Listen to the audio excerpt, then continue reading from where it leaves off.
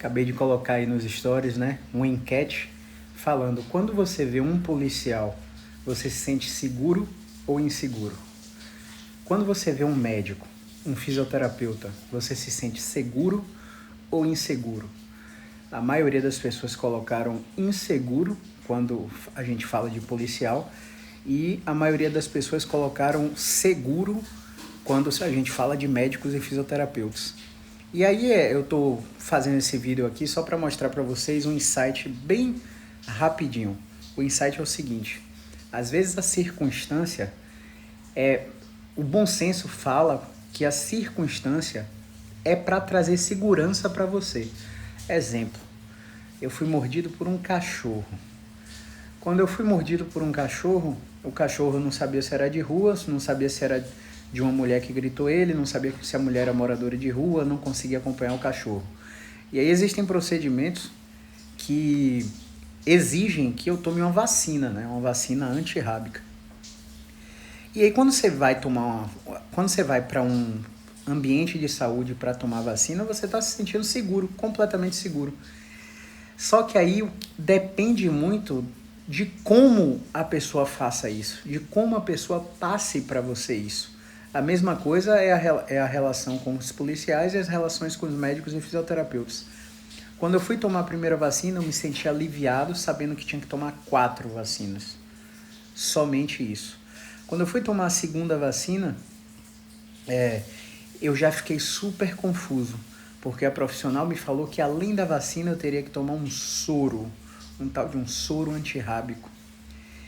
E aí não me falou mais nada sobre isso. Quando eu fui tomar a terceira vacina, num posto, aí a mulher perguntou: você tá com tempo? Se você tá com tempo, a gente vai tomar um antialérgico, um corticoide, para ver se você tem reação, para evitar que você tenha reação. Você vai esperar 1 hora aqui. Depois de 1 hora você vai tomar o soro. E aí você vai esperar mais 1 hora aqui, porque você pode ter um choque anafilático. Quer dizer, como é que avisa para a pessoa isso dessa forma, né? Naquele momento, meu cérebro ficou que nem o cérebro de um paciente com dor crônica, em estado de alerta. Eu falei: não vim preparado, vim sozinho, não vou tomar, vou voltar para casa e vou pensar, conversar com minha família, ver quem pode ir comigo para tomar depois. E aí conversei com algumas amigas, que são enfermeiras, são alguns amigos médicos e tal, e vou lá amanhã tomar esse negócio. Mas por que eu tô falando isso para você? Porque quando a gente olha para um policial, a gente espera ter segurança dele. Por que a gente não tem segurança? Por que a sensação de segurança é falsa? Porque a gente é bombardeado pela imprensa, pela mídia, pelos noticiários, com vários casos de policiais corruptos, enfim, com várias tragédias envolvendo policiais. Isso gera a falsa sensação de segurança na gente. Só que a gente sabe que toda generalização é burra. Existem os bons policiais e os maus policiais. Assim como existem os bons médicos, os bons fisioterapeutas, os bons enfermeiros e os maus enfermeiros, os maus médicos e os maus fisioterapeutas. E aí eu tô falando isso por quê? Porque pense bem, se coloque na minha situação ou na situação de um paciente com dor crônica. Você recebe um telefonema de um suposto alguém da vigilância sanitária, de um controle epidemiológico, que é o esperado, te colocando um senso de urgência e prioridade. Olha, você precisa ir, nós temos esses 4 locais, todos os locais de dificílimo acesso, de super difícil acesso, né? Nem sei se essa palavra existe, dificílimo. Enfim, super difícil acesso, locais que eu não conhecia, então vamos nessa, vamos nesse aqui. E falando que você tem que tomar porque a raiva é uma doença letal. Aí eu falei: caramba, peraí, deixa eu parar de ficar emocionado e vamos pensar com a razão. Vamos para a PubMed aqui, vamos para o Programa Nacional de Imunização, vamos para o Manual de Imunização do Ministério da Saúde, vamos ver por que eu tenho que tomar esse diabo desse soro e correr o risco de eu ter um choque anafilático. Aí eu falei com uma colega, a colega falou: Caio, você tem 99,9% de chance de, se tiver raiva, morrer. E você tem uma raríssima probabilidade de ter um choque anafilático com soro. Beleza, a gente entende a probabilidade, a mesma coisa dos casos de trombose, vacina e tal. A gente entende isso quando é com os outros, né? Quando é com a gente começa a pensar em várias situações e nosso cérebro fica em estado de alerta. Naquele momento, eu me senti completamente ansioso, completamente fora do controle da situação, completamente vulnerável. E a gente não gosta de ficar vulnerável. É natural do ser humano não gostar de ficar vulnerável em várias situações, não só na situação de medo excessivo. Naquele momento eu comecei a ficar com a boca seca, eu comecei a suar, eu comecei a ter um leve tremor na mão. Eu falei, caramba, minha psi, liguei para minha psi, falei com ela, fiz um recurso cognitivo lá que eu já aprendi em terapia e me senti melhor, mas mesmo assim desisti de tomar esse soro hoje, tal.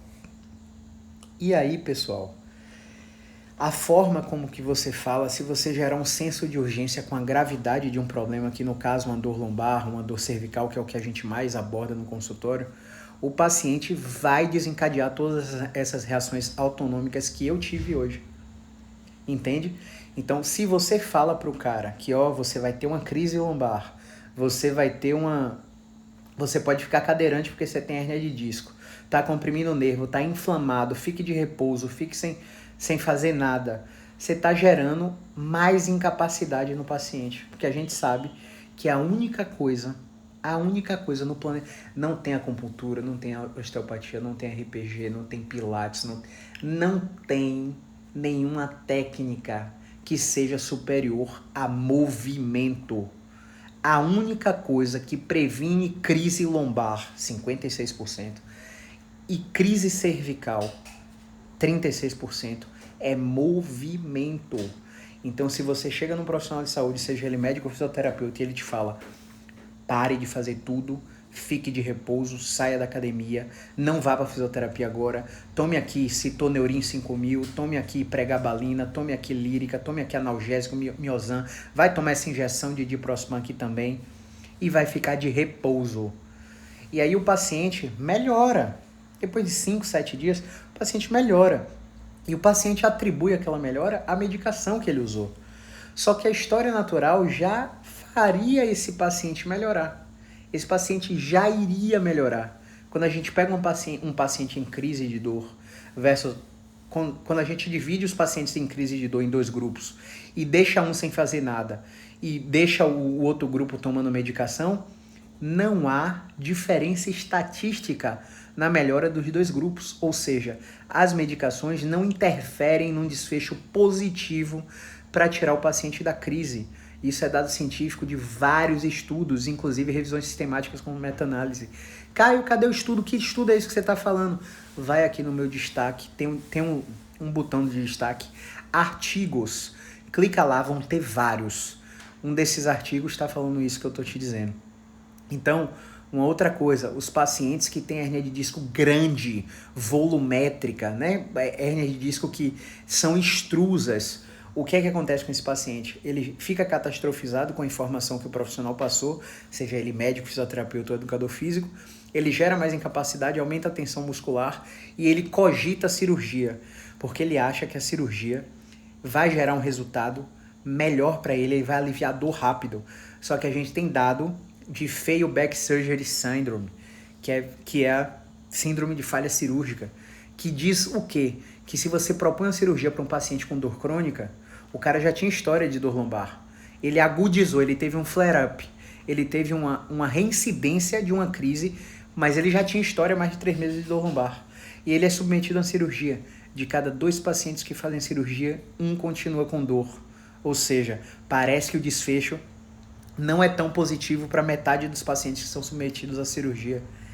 Uma outra coisa também, se a gente pegar vários estudos com cirurgia de coluna, de joelho, de ombro, eles dividem em 2 grupos esses pacientes e falam o seguinte, você vai fazer a cirurgia no ombro, na coluna, no joelho, esse grupo. E o outro grupo fala a mesma coisa. Só que quando chega lá no centro cirúrgico, todos os pacientes passam pelo ritual cirúrgico. Anestesia, centro cirúrgico, todo aquele ritual, avaliação pré-cirúrgica, eletrocardiograma pré-cirúrgico, e na hora da cirurgia, um grupo faz a cirurgia e o outro grupo não faz a cirurgia. Ele é sedado, fazem a incisão no tecido para o paciente ter a ideia de que ele foi corrigido, né? E depois acompanham esses pacientes ao longo do tempo. Aí o que é que aconteceu nesse estudo? Esse estudo mostrou que em 6 e 12 meses não houve diferença na melhora dos dois grupos de pacientes. Ou seja, quem fez a cirurgia de verdade não melhorou mais do que quem fez a cirurgia de mentira. Caio, que absurdo que você está falando. Joga aí no PubMed. Sham Surgery, Back Pain. Coloca lá esses descritores. Você vai achar vários ensaios clínicos randomizados que testaram cirurgia de verdade versus cirurgia de mentira, onde o paciente passa só pelo ritual, faz a incisão, mas não faz o procedimento cirúrgico. Costuram de volta, fecham o paciente, dão a alta e o paciente melhora igual a quem fez a cirurgia de verdade. Por que eu estou te falando isso? Porque a gente tem que aprender a diferenciar quem precisa de intervenção de quem não precisa. Foi como no meu caso hoje. No momento que eu recebi a notícia que eu precisava tomar esse soro antirrábico, bateu meio que aquele desespero, né? Bateu um medo assim, né? Caramba, pode ter alergia, pode ter um choque anafilático, eu não sei nem se eu preciso. Isso não foi me falado no primeiro atendimento, só foi me falado no segundo, só no terceiro atendimento que me falaram sobre um possível efeito colateral. Como é que a pessoa fica? Né? A pessoa fica emocionada, né? Eu fiquei cagando de medo, não vou mentir pra você. Tanto que não fiz, né? Só que aí eu sentei, respirei fundo, né? Conversei com minha terapeuta e tal. Sentei, respirei fundo e fui buscar a informação nas bases de dados científicas. E fui ver a classificação de acidente leve e de acidente grave. De ferida leve e de ferida grave. E a caracterização de uma ferida grave, no qual precisaria de 4 vacinas mais o soro antirrábico, seria a classificação onde a ferida é profunda, o que no caso a minha não foi superficial, não sangrou tal, foi mordida única, seria profunda, com sangue, né, sangrando, e seria em pé, mão ou face. Por quê? Pé, mão e face, polpas digitais, tem altíssima quantidade de inervação. E a ligação do vírus da raiva com o sistema nervoso central tem super afinidade. Então, isso seria um catalisador para a reação virulenta do vírus da raiva, né? Então, como a minha ferida foi classificada segundo o Programa Nacional de Imunizações como leve, eu não precisaria desse soro antirrábico. Então, alguém está errado aí. Quem é que está errado? A pessoa que me atendeu pela terceira vez ou o Programa Nacional de Imunização, que tem o objetivo de dar o protocolo para todas as pessoas terem um atendimento unificado?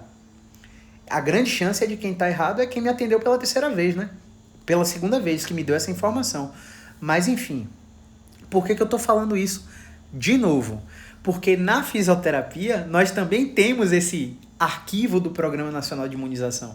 A gente tem os guidelines, as revisões sistemáticas, os consensos, onde vários experts fazem análise de dados dessas pesquisas e publicam lá o que é recomendado. Por exemplo, existe uma iniciativa chamada Choosing Wisely, escolhendo sabiamente, em todas as áreas. Tem para COVID, tem para cardiologia, tem para fisioterapia musculoesquelética. E aí existe uma recomendação para o paciente que está em crise. Uma dessas recomendações é não fazer exame de imagem antes de 6 semanas se não houver um motivo suspeito de patologia grave. Quais seriam os motivos suspeitos de patologia grave? O paciente não consegue ficar na ponta do pé, não consegue ficar no calcanhar, tem febre junto com a dor, tem incontinência urinária, tem déficit de sensibilidade. Além da perda de força, o paciente tem tensão neuroadversa, não responde com movimento e está perdendo peso sem motivo. Então a gente tem aí, além de alteração de reflexo, a gente tem aí 7 condições clínicas especiais, testes, perguntas especiais que a gente pode fazer para que a gente consiga minimizar a probabilidade desse paciente ter alguma coisa grave. Por quê? Se eu pedir uma ressonância magnética para um paciente com crise de coluna antes de 6 semanas, eu vou estar cometendo uma iatrogenia, um erro que acelera, um erro que gera uma condição patológica no paciente. Por quê? Porque esse exame de... Quem é a população que tem crise de coluna? 35 a 55 anos. Essa é a população que mais tem crise de coluna. Existe uma correlação, uma associação, não é uma relação de causa e efeito. Existe uma associação que mostra que na melhor fase economicamente ativa dessa população, onde já há um crescimento de membros da família, que as pessoas já estão tendo filho, já estão tendo muito mais responsabilidades, existe uma alta demanda psicológica, social e emocional. Psicológica e social, né? E demanda de trabalho também, nessa população, que tende a estar em estado de alerta 100% do tempo. Essa população, em sua maioria, mais de 70% são sedentários, ou seja, são inativos, e por ser inativo, eles consequentemente têm rigidez para mover. Caio, eu me movo bem em todas as direções. Fica em pé e dobra para trás. Fica em pé e desloca por dois lados. Fica em pé e dobra no chão, vai pegar lá no calcanhar. Me fala se é fácil fazer. Na maioria das vezes você vai sentir algum desconforto ou esticar demais a ponto de você desistir de executar o movimento. Essa é a população que tem crise de coluna. E quando a gente pega essa população e tira uma foto de dentro dela, que é a ressonância magnética, a tomografia computadorizada, enfim, radiografia, você tem uma altíssima prevalência de achados anormais, entre aspas, de achados anormais na ressonância magnética.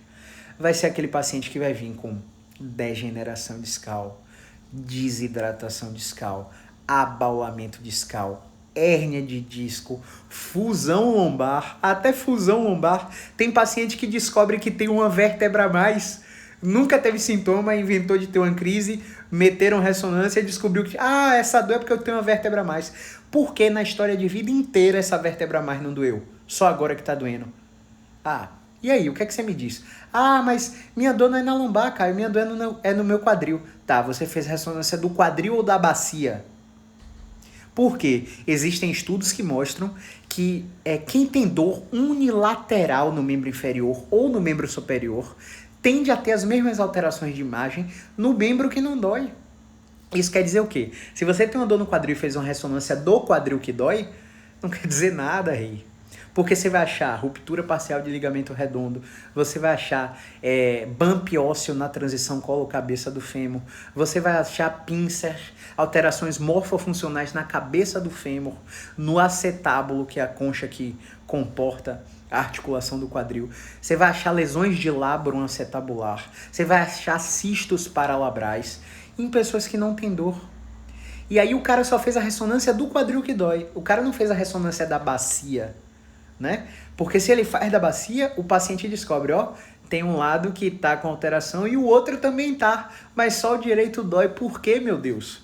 Ou seja, toda a evidência científica vem falseando os achados de exame de imagem em pacientes que têm dor crônica inespecífica, que é aquela dor que surgiu sem relato de trauma, que o cara acordou com dor, que o cara terminou um período de trabalho com dor, que o cara aumentou a demanda de esporte, fez uma atividade física fora do normal, gerou uma dor. O cara não teve trauma, não teve entorse, não teve queda, não teve um motivo na história que desencadeasse o problema dele. Então a evidência vem falseando isso.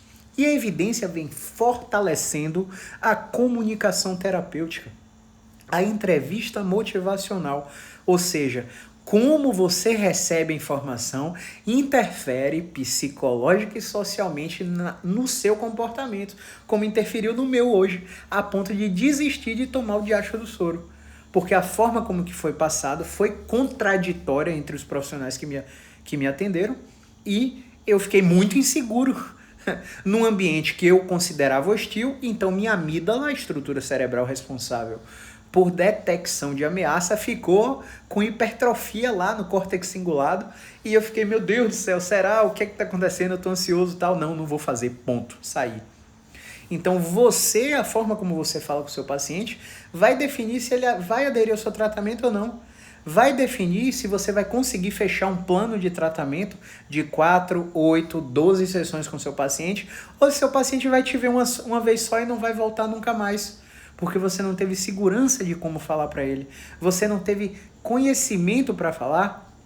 E aí eu falei também nos stories hoje, né? Sobre ignorância, né? Caramba, isso é uma ignorância. Tem um trecho de uma live que eu botei aí, que eu falei que é um profissional completamente ignorante. E aí eu fui mal interpretado, porque Alguns seguidores acharam que eu estava falando que o profissional era grosseiro, né? Mas não, quando eu usei o termo ignorante, foi para falar que faltava conhecimento a respeito do tema, da influência dos aspectos psicológicos e sociais a esses profissionais. E pessoal, não se engane, não ache que é uma classe profissional que faz isso.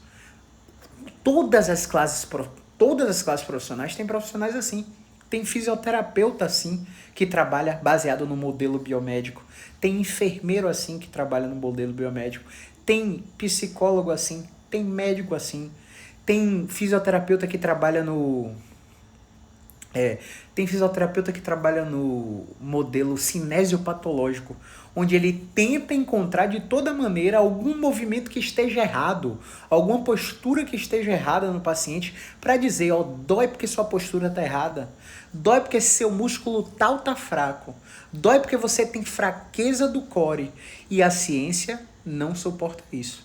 O que a ciência vem trazendo na área da fisioterapia? Que as 3 ferramentas fundamentais para tratamento de dor, seja ela aguda, subaguda ou crônica, são movimento, educação em neurociência da dor e terapia manual. E qual que é a proporção, Caio? Educação em neurociência em 100% dos casos, principalmente os não traumáticos. Movimento em 100% dos casos assim que for possível. Terapia manual em 5% e sendo muito subutilizada. Terapia manual apenas indicada nos pacientes no grupo controle da dor, que são aqueles pacientes que não conseguem mover por incapacidade severa. É aquele paciente que você aplicou o questionário de incapacidade, seja o Neck Disability Index, seja o OSUESTRE, né, o ODI, seja o Roland Morris, qualquer questionário de incapacidade que você, validado cientificamente, que você queira aplicar, e a porcentagem de incapacidade desse paciente foi maior que 40%. É aquele paciente que se aplicou FABQ e o FABQ estava com uma pontuação altíssima de medo, de evitação para o movimento. É aquele paciente que treme a mão, que fica com sudorese, que fica com a boca seca, só de você dobrar o tronco, por exemplo. De você pedir a ele para executar uma tarefa simples. Então, esses pacientes, eles precisam de terapia manual para fazer o movimento assim que for possível. Não é você chegar num terapeuta que se diz fisioterapeuta, se diz osteopata, se diz quiropraxista, mas na verdade só pagou para ter o certificado, porque ele não faz o que a essência da especialização ensina. Porque até as escolas de graduação, de pós-graduação em osteopatia, em terapia manual ortopédica, em quiropraxia, já estão, além da terapia manual, colocando módulos de outras técnicas em sua pós, para complementar o aspecto de movimento, porque a ciência está colocando isso, está forçando eles a colocarem isso. Mas quando o profissional pega você, deita você numa maca, faz só terapia manual e você vai para casa, você vai ficar dependente dele. É aquele profissional que vai te dizer, ó, você tá com a vértebra rodada, você tá com a escápula alada, você tá com uma clavícula inclinada. Velho, eu recebo cada aberração no consultório. Não, aberração, pelo amor de Deus, não me interpretem mal. Mas cada relato assustador dos pacientes, que eu quis dizer. Cada aberração nesse sentido que eu recebo no consultório, de pacientes com crenças instaladas por fisioterapeutas, por médicos, por educadores físicos e até por psicólogos. A gente sabe que a dor, ela tem um padrão. E esse padrão indica se essa dor é mecânica, responde a movimento, ou se essa dor é inflamatória, agrava com movimento em múltiplas direções. Quanto mais você mexe no paciente, mais o paciente está pior. Um quadro nitidamente inflamatório. Paciente reumatológico tem muito. Paciente que tem síndrome miofacial tem muitos quadros inflamatórios, né? Então, você tem um padrão para identificar se a dor responde ou não ao movimento. Só que a maioria dos pacientes chegam lá em crise de coluna achando que está inflamado. E porque está inflamado, tem que desinflamar. E o que é que você faz, Caio? eu deixo o paciente seguir a orientação do profissional anterior. Por quê? Quando a gente bate de frente, por mais que você use a neurociência da dor para explicar, por mais que você tenha recurso cognitivo para fazer uma entrevista motivacional, para fazer perguntas socráticas, fazer o paciente refletir sobre o que ele mesmo está trazendo para você, o paciente tem o backfire effect. Ele tem o tiro que saiu pela culatra. Ele reforça a crença negativa dele quando você bate de frente com a informação que deram a ele. Então ele entra com um conflito de hierarquia, me falando assim, ó: Caio, eu fui no Einstein. Caio, eu viajei para São Paulo, eu fui no melhor ortopedista de São Paulo. Eu fui no Sírio-Libanês, eu fui no Sara Kubitschek, sei lá, nem sei como é que pronuncia. Eu fui num hospital Bambambam do Rio, no Copador de Brasília, tal. E os médicos todos me falaram isso. Quem é você, fisioterapeuta doido, louco, lelé da cuca, que tá me dizendo que meu ombro, minha coluna, meu quadril não tá inflamado? Por que você tá me dizendo isso? E aí eu começo a avaliar o paciente, começo a fazer as perguntas especiais, começo a fazer os testes provocativos. E aí no final eu pergunto: eu vi que você já passou por vários profissionais, eu vi que você me falou, olha, você é minha última... Como é? Eu escuto muito isso. Caio, você é minha última esperança. Não venham me dizer isso, não me digam isso. Sabe por quê? Porque quando vocês falam isso pra mim, você não sabe se minha posição final depois de te avaliar vai ser seguir o tratamento com você ou te encaminhar para outro profissional. Existem muito, e cada vez mais, graças a Deus, isso é um sinal que a gente está evoluindo, cada vez mais pacientes estão chegando lá no consultório e não estão sendo tratados por mim. Cada vez mais eu estou encaminhando o paciente depois do primeiro contato, porque não é caso para fisioterapia. A gente está conseguindo identificar cada vez mais esse perfil de paciente. E o paciente, quando é encaminhado, ele não fica frustrado, não. Ele fala assim para mim, ó: caramba, Caio, por que ninguém me falou isso antes? Por que ninguém me encaminhou para o psicólogo antes? Por que ninguém me falou que a musculação quer resolver meu problema? Por que ninguém falou que eu precisava ir para a água para tirar a carga axial porque eu tinha uma radiculopatia que não responde mecanicamente? Por que ninguém me encaminhou para fluir, para fazer hidroterapia? Caramba, eu rodei tanto profissional, ninguém me falou isso. Então a experiência da avaliação que eu proporciono faz com que o paciente se sinta: caramba, eu paguei caro em X profissionais, viajei, fui em tal e bam, mas ninguém me testou como você. Ninguém me perguntou da minha vida toda como você. Ninguém me perguntou sobre emoções. Ninguém me perguntou sobre como está minha digestão. Ninguém me perguntou se eu tinha gordura no fígado, colesterol alto, zumbido no ouvido, disfunção temporomandibular, rinite, sinusite. Ninguém me fez as perguntas especiais para ver como é que estava a minha situação geral em relação a comorbidades. Quanto mais comorbidade tiver, maior a tendência do paciente a ter uma sensibilização, uma percepção de dor aumentada. Então o paciente sai de lá realmente com a percepção: caramba, esse cara me avaliou. Esse cara, se não me ajudar, ele sabe para onde me direcionar. É o que eu falo sempre: não importa o seu problema, não importa o seu diagnóstico, nem o tempo de lesão. Nós podemos te ajudar em 100% dos casos.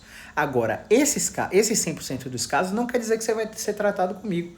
Muitas vezes o que é que você vai ter com a minha consulta é direcionamento. Muitas vezes você vai ser tratado inicialmente e na metade do tratamento você vai ser encaminhado para outro profissional. E eu ainda vou, entre aspas, te demitir, te expulsar, falar assim para você, ó, eu sei que você gostou do tratamento, eu sei que você quer continuar, mas eu não posso continuar te atendendo se você não passar nesse X profissional. Pô, Caio, mas não dá, tal. Não dá, peraí, você tá pagando isso aqui em mim, esse profissional cobra isso, é menos do que eu. Então como é que dá para vir em mim e não dá para vir nela? Não dá para ir nela. Eu abro mão dessa consulta 5 com você para que você vá nela. E muitas vezes eu tiro do dinheiro que o paciente já me pagou, transfiro para o profissional que eu quero que ele vá e dou a consulta para ele. Porque eu preciso que ele tenha um parecer de um psicólogo, o parecer de um psiquiatra, o parecer de um ortopedista, o parecer de um educador físico que eu confio. Vários pacientes são encaminhados para educador físico para mim, porque chegam lá num grupo que a gente chama, existem subgrupos, né? de pacientes que são enquadrados em classificações diferentes para receberem tratamentos específicos. E muitos chegam lá num grupo que a gente chama de exercício e condicionamento. O cara tem dor, tem rigidez, mas não tem capacidade. A dor é leve, entre 3 e 0, e o cara não tem perda de movimento. A mobilidade está ok. Ou seja, esse cara fica na minha frente fazendo polichinelo, fazendo salto e aterrissagem, fazendo corrida simulada e simulando pular corda. E depois eu pergunto como é que tá a dor. O cara, caramba, Caio, tá melhor. Pois é, eu só fiz mover você, né? Você não é paciente para mim, você é paciente para Fernandinha, você é paciente para Michel, você precisa de um personal trainer, você não precisa de um fisioterapeuta. Seu problema não é comigo. Então o paciente, ele sai de lá direcionado, independente se eu vou ser o cara que vou ajudar ou se eu vou ser o cara que vou encaminhar. E em suma, falei até demais, fugi até do tema, em suma o que eu quero falar para vocês é que muitas vezes o barato sai caro, rei. E muitas vezes você não vai passar por uma situação como a que eu passei hoje, que tem um acesso a um plano de saúde bom, que tem um acesso e condição para pagar um profissional particular, mas não tem esse serviço na unidade particular. Ou seja, eu não tenho opção, eu tenho que me submeter ao que há disponível. E com vocês, com dor crônica, não. Existem muitas coisas disponíveis para vocês, mas muitos ficam pensando, gente, mais uma vez, não me interprete mal. Eu sei que existem pessoas que não têm condição financeira para tal. Entendo e me solidarizo por isso. Por quê? Por que me solidarizo por isso? Porque nos meus cursos presenciais, eu abro seleção para atender pacientes gratuitos durante a aula do meu curso que eu ensino para os alunos. Para que os alunos vejam um atendimento ao vivo. E eu quero que esse paciente seja um cara que não tem condição de me pagar. E esses pacientes, para se inscreverem, eles mandam um contra-cheque para mim, provando que ganham menos que um salário mínimo. E a gente seleciona essas pessoas que não têm condição para serem atendidas durante o curso. Então eu me solidarizo com você que não está vindo aqui, não está procurando um tratamento especializado, porque de fato não tem dinheiro. Tá tudo bem, você faz parte de 90% da população brasileira. Mas existe um 10% da população que tem poder aquisitivo e que fica... eu tenho um plano de saúde, eu vou para esse profissional e fica rodando 5 anos nos serviços do plano de saúde sem fazer um tratamento especializado. Aí quando vem para mim, fala, caramba, Caio, mas é muito caro tal. Não tem problema, você paga o meu preço, eu emito a nota fiscal, te faço um relatório, você vai no ortopedista, pede a prescrição de fisioterapia e tenta o reembolso do seu plano. Mas o reembolso só me dá R$20 por consulta. Infelizmente é uma coisa que já não está no nosso controle. A gente faz a nossa parte para que você consiga o máximo de reembolso possível, para que você consiga ter acesso a facilidades que o tratamento que a gente propõe. Então, eu acho que a gente tem que pensar que muitas vezes o barato sai caro. Eu peguei uma paciente com dor no quadril essa semana que tinha feito 80 sessões de fisioterapia. E pela quarta ou quinta vez, ela recebeu a guia, né, do ortopedista de mais 20 sessões. E ela não estava melhor, gente. Ela melhorava 30% e depois ficava igual. O tratamento era choquinho, alongamento, calorzinho, gelinho, infravermelho. Essa fisioterapia acabou. Essa fisioterapia é deplorável. Essa fisioterapia não dá resultado. Você precisa de um tratamento especializado para a sua condição. Não é porque sua tia tem dor no ombro, não é porque sua mãe travou a coluna, não é porque sua avó fez uma artroplastia total de quadril, de joelho, que ela vai melhorar igual a você que melhorou comigo. Então, para você, pode ser que seja um movimento de barriga para baixo na maca. Para sua tia, para sua avó, pode ser que eu precise colocar você de cabeça para baixo. Entende? Então, só testando que a gente vai identificar. E a comunicação tem um papel primordial nisso. A forma como o profissional passa tem um papel primordial nisso. Uma última coisa, eu acho que não adianta vocês ficarem me mandando eu fico feliz, sabe? Porque, de fato, eu nunca imaginei estar passando pelo que eu estou passando hoje. Um dos exercícios cognitivos que minha terapeuta faz é me olhar para o eu adolescente, né, saindo da faculdade, se eu imaginava chegar no patamar que eu estava hoje e o que esse cara, e o que eu falaria para esse cara, né, para esse Caio saindo da faculdade. E eu fico assim, caramba, velho, eu não acredito que você alcançou isso aqui. Então eu fico feliz demais que vocês mandam seus casos para mim no direct, mas não tem como eu ver. Eu tô com mais de 300 mensagens aqui no direct. Eu abro uma, meu Deus do céu, eu fico, assim, feliz por saber que você se importa com a opinião que eu tenho a dar sobre o seu caso, mas não tem como eu dar condição. Não tem condição de eu responder todo mundo. Então, toda vez que eu abrir uma caixinha, eu boto assim, ó, consultoria free. Eu boto aqui mentoria gratuita, ou pergunte. A caixinha, quando você manda mensagem, eu recebo a notificação como se fosse uma curtida, um comentário. Então eu vejo todas as perguntas da caixinha. Mas do direct não tem como eu ver. Inclusive, eu vou deixar uma caixinha agora. Porque se você tiver alguma pergunta para mim, você faz, que eu gravo em vídeo e respondo para você. E tento te ajudar ao máximo por aqui. Beleza? Mas pelo direct, infelizmente, não é possível. Porque vocês ficam mandando exames de imagem, ficam contando sua história. E muitos pacientes, olha só, muitos pacientes me contam a história dele no consultório, traz um exame de imagem no consultório, e quando eu testo o movimento dos pacientes, não tem nada a ver com a história, não tem nada a ver com o exame de imagem, não tem nada a ver, e o tratamento é completamente diferente. Então, a história ajuda. O exame de imagem ajuda alguns casos. Às vezes até atrapalha. Gera mais ansiedade, preocupação, tristeza, depressão, incapacidade, por aí vai. Mas, o que define como será seu tratamento é a avaliação. Simples assim. E quando eu falo para vocês de avaliação, eu falo que todo profissional de saúde é capaz de fazer uma triagem. Você acha que quando você faz uma faculdade de enfermagem, você não vê enfermagem em traumatologia? Enfermagem em ortopedia? Você acha que quando você faz uma faculdade de medicina, você não vê uma disciplina de avaliação musculoesquelética, de exame físico? Você vê a disciplina. Você acha que quando você... Por exemplo, tem faculdades particulares que tem cursos de medicina, fisioterapia e enfermagem, que essas matérias são dadas juntas. É um professor só. Eu tenho uma professora que é fisioterapeuta neurológica e ela dá uma matéria de exame físico musculoesquelético para estudantes de medicina, fisioterapia e enfermagem. Porque quando você chega na emergência ortopédica, quem é que está lá na triagem? Não é o enfermeiro? O enfermeiro está lá. Ele tem condição de fazer essa triagem, porque ele vê isso na faculdade. O médico está lá, ele também tem condição. O fisioterapeuta tem condição também. Só que o que acontece? Eu não vou julgar, mas me parece preguiça de testar o paciente. Me parece preguiça. Porque é uma coisa tão simples. Você tem uma crise de coluna lombar? Meu amiguinho, fica aí na ponta do pé. Fica aí no calcanhar.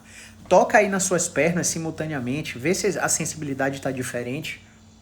Deita de barriga para cima, estica a perna reta. Estica a perna reta, deita de barriga para cima, estica a perna reta. Me diz se é sua dor que você sente ou se só estica. Teste de Lazegue. Senta emborcado, bota o queixo no peito, estica. Teste de Slump, né? Pega o martelinho, dá uma porradinha no tendão patelar, no tendão aquileu. Vê se os reflexos estão normais. No tendão tricipital, vê se os reflexos estão normais. Pergunta se o cara tem febre junto com a dor, se o cara tá perdendo peso sem motivo, se ele teve trauma, queda ou acidente, se ele tá tendo incontinência urinária, ou se ele tá rindo, perdendo xixi, perdendo as fezes, se urinando todo, ficando com cheiro de urina o tempo todo porque tá perdendo urina a esforços mínimos como caminhar, subir escada. Pergunta essas coisas. É simples, fazer o exame físico é simples. E você consegue reduzir a probabilidade de patologia grave. E aí muitos estudantes, muitos alunos perguntam para mim, ó. Eu postei essa semana um artigo, foi até um post em texto, mas eu postei um artigo logo em seguida, que chama Red Flags ou Red Herrings, fazendo uma analogia para que você entenda que nem todo paciente que tem uma pergunta especial positiva para red flag, ele tem uma red flag. Tá lá nos meus destaques, vai aqui nos meus destaques artigos, o artigo tá lá.